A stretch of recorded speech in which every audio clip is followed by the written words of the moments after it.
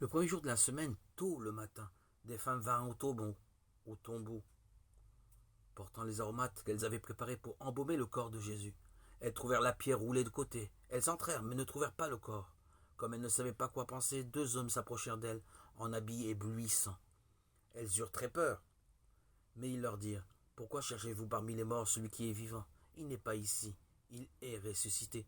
Souvenez-vous, il vous a dit, quand il était encore en Galilée, il faut que le Fils de l'homme soit livré aux mains des pécheurs, qu'il soit crucifié, et qu'il se relève le troisième jour. » Et elles se souvinrent de ces paroles. Elles s'en retournèrent et portèrent la nouvelle aux 11 et à tous les autres.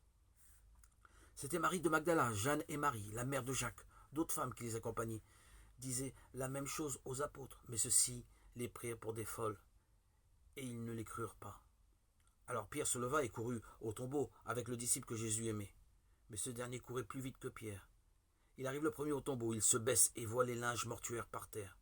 Cependant, il n'entre pas. Simon-Pierre arrive derrière lui. Il entre dans le tombeau et voit les bandelettes par terre, ainsi que le linge qui enveloppait la tête de Jésus déposé à part. Alors, l'autre disciple, celui qui était arrivé le premier, entra à son tour dans le tombeau. Il vit et il crut. Il n'avait pas encore compris que Jésus devait ressusciter des morts. Puis les disciples s'en retournèrent chez eux. Luc 24, 1, 11, Jean 20, 3, 10.